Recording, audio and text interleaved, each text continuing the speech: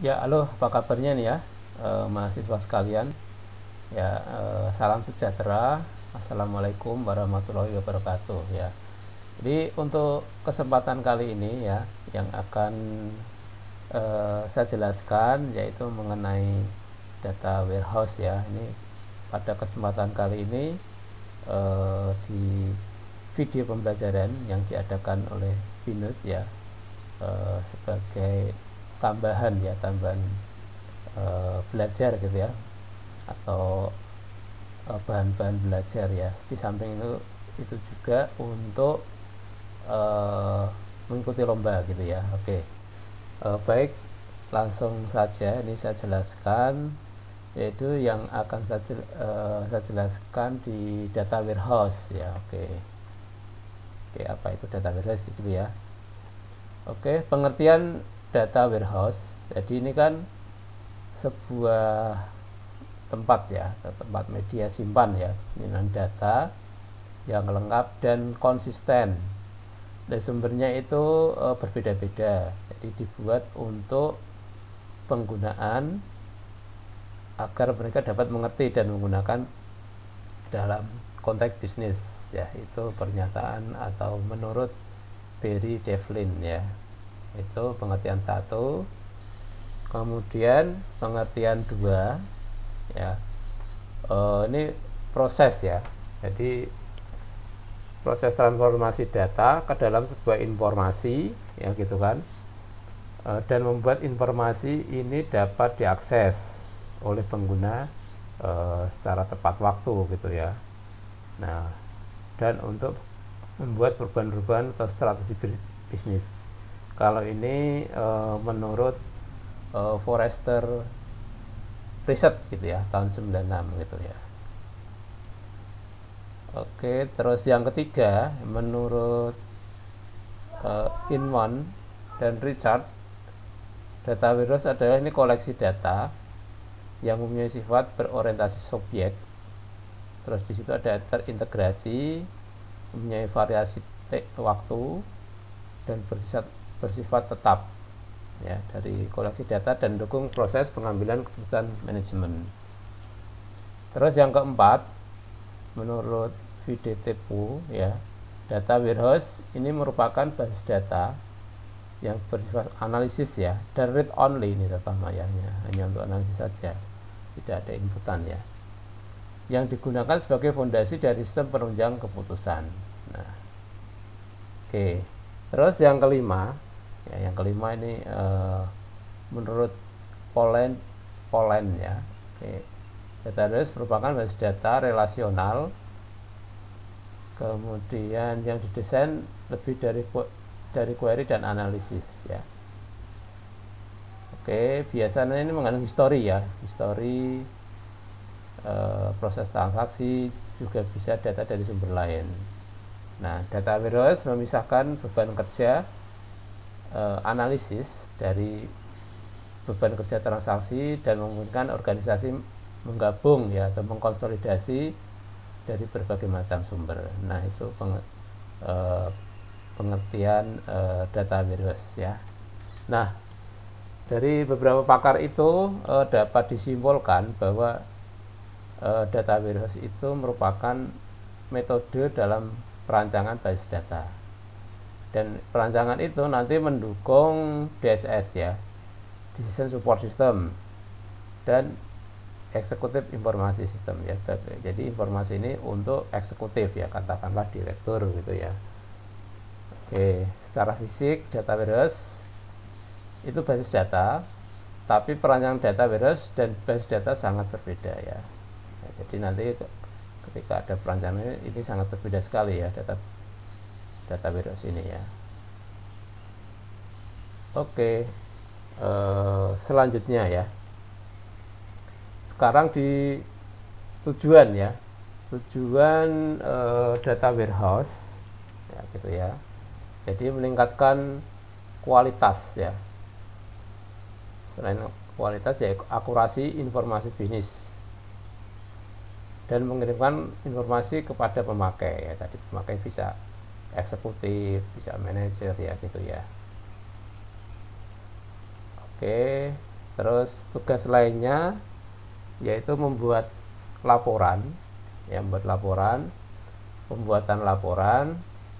Terus jadi pembuatan laporan merupakan salah satu kegunaan data warehouse yang paling umum, ya, dengan menggunakan query sederhana, ya, query sederhana. Ini bahasa query nantinya secara teknis, ya, didapatkan laporan per hari ataupun per bulan, per tahun, atau jangka waktu yang diinginkan, gitu ya. Itu tugas data warehouse. Terus tugas data warehouse yang kedua yaitu OLAP, ya, atau online analytical processing.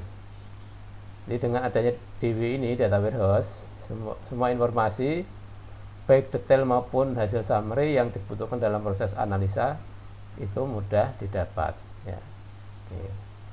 Jadi terus OLAP juga itu mendayagunakan konsep data multidimensi, ya, dilihat dari berbagai sisi, gitu ya, dan memungkinkan ini para pemakai menganalisis data hingga detail, ya, tanpa mengetikkan satupun perintah query, gitu ya, tinggal pakai, gitu.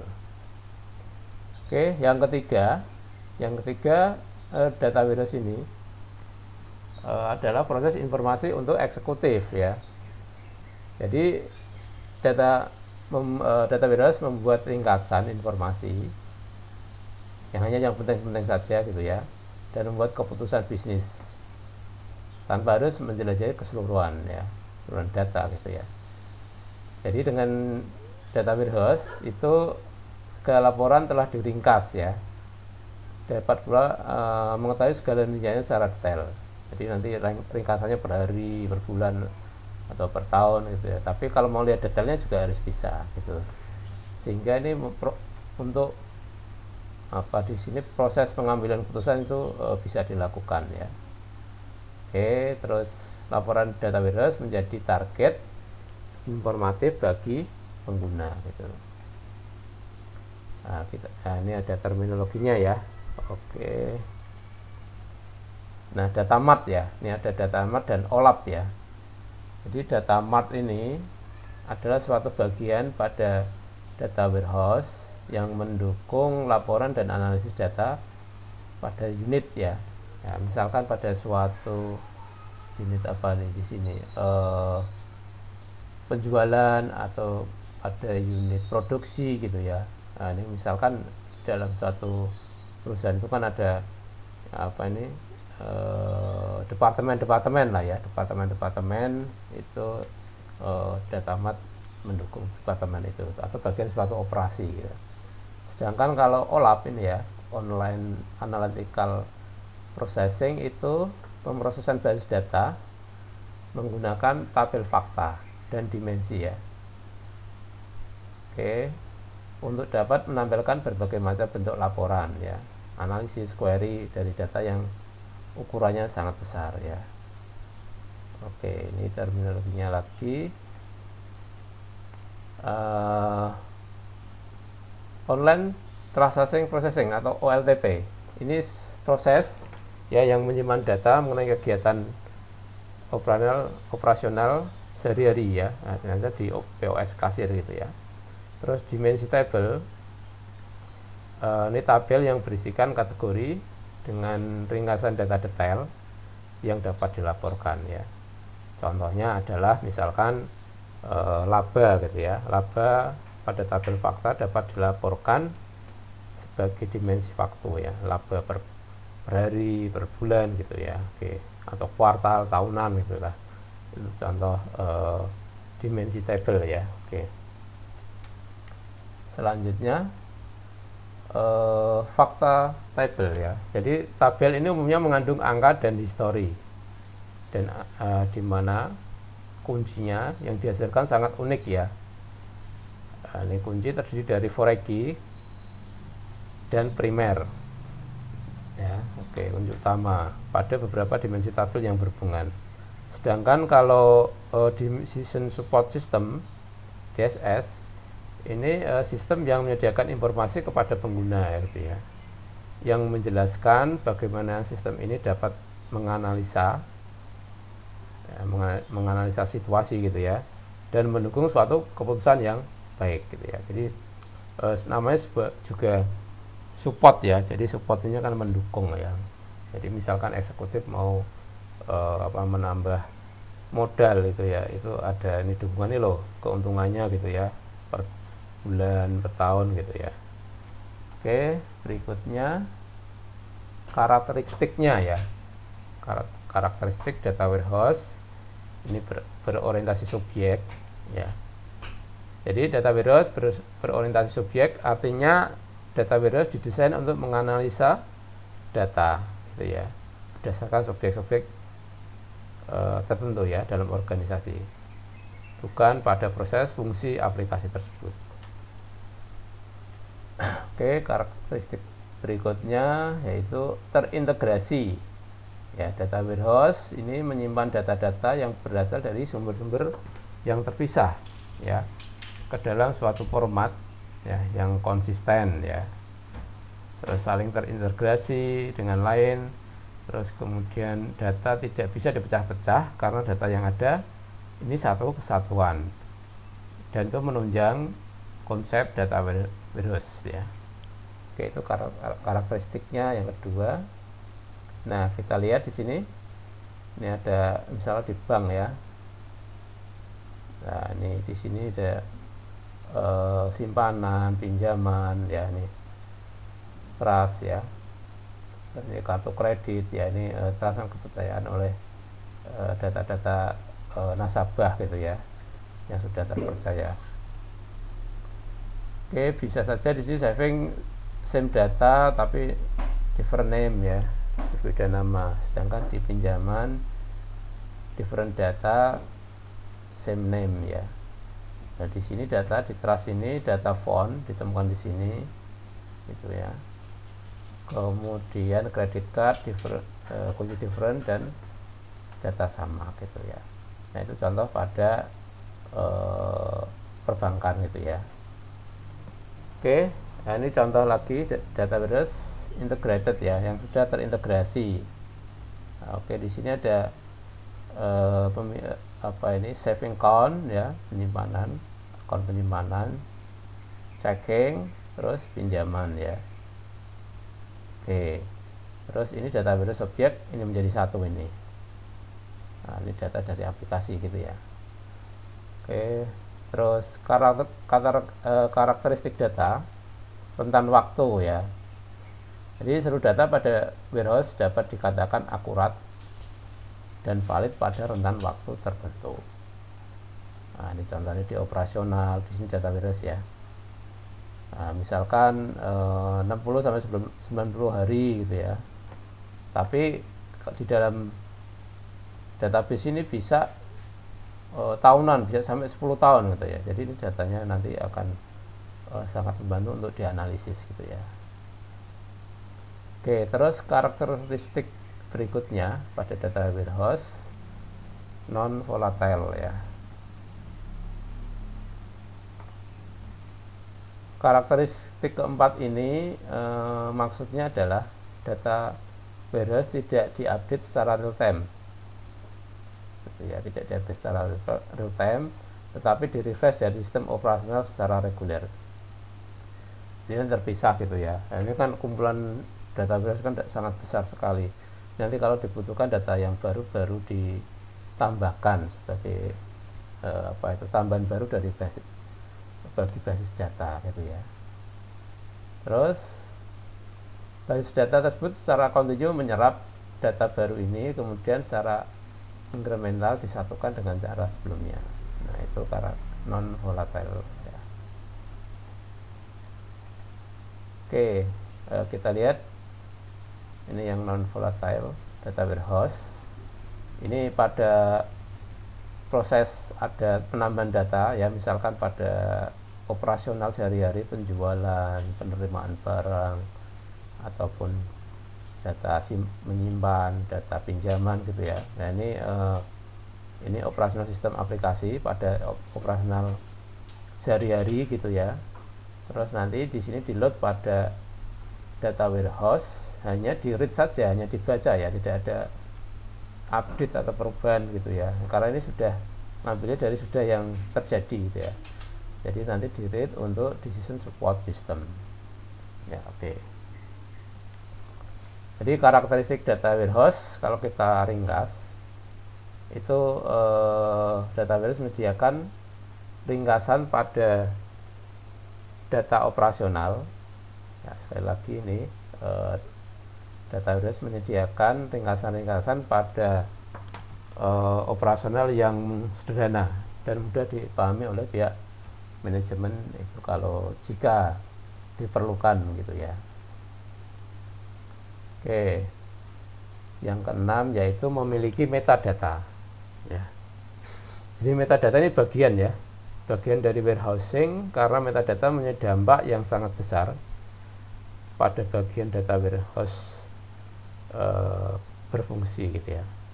Di metadata itu menguraikan struktur dan arti data ya, sehingga mendukung penggunaan efektif atau tidaknya data ya. Oke, nanti ini metadata menyimpan kunci ya agar pengguna merasa nyaman dan akrab dengan manfaat teknologi. Oke, tidak ternormalisasi ya. Jadi dalam sebuah data warehouse biasanya tidak ternormalisasi sehingga bisa saja terjadi redundansi ya. Karena ini kan tempat data yang banyak nanti bisa diolah sendiri gitu ya. Oke, manfaatnya. Jadi manfaat data warehouse diperlukan bagi para pengambil keputusan manajemen dari suatu organisasi atau perusahaan. Jadi dengan adanya data warehouse ini akan mempermudah pembuatan aplikasi-aplikasi, misalkan aplikasi DSS, ya, Decision Support System ya, ataupun informasi EIS ya, untuk eksekutif ya, eksekutif informasi sistem. Jadi itulah kegunaan data warehouse. Jadi secara khusus membuat suatu basis data yang dapat digunakan untuk proses analisa bagi para pengambil keputusan gitu ya, itu manfaatnya ya. Oke, ini kita bisa lihat di sini database versus data warehouse ya, ini di OLTP ya, online transaksi processing dan data warehouse itu menangani data saat ini ya, kejadian ya, pada tempat kejadian misalkan pembelian, pada kejadian pembelian gitu ya. Jangan pada data warehouse lebih cenderung menangani pada masa lalu gitu ya, itu kalau dilihat dari waktunya ya. Disimpan dalam beberapa platform ya, terus ini disimpan dalam satu platform, terus sampai dengan OLTP itu berorientasi pada transaksi gitu ya, sedangkan pada data warehouse adalah untuk analisis ya. Terus juga melayani banyak pemakaian operasional. Terus di sini untuk manajerial ya, yang berjumlah relatif sedikit ya, itulah.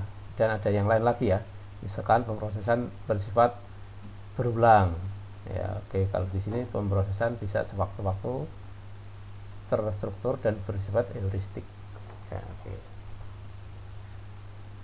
Oke, selanjutnya ini arsitekturnya. Kalau kita lihat di sini ya, di sini ada data source, data sumbernya ya, dari A, dari B, dari C ya. Ini ETL, masuk ke ETL, kemudian baru masuk di data warehouse ya, gitu ya.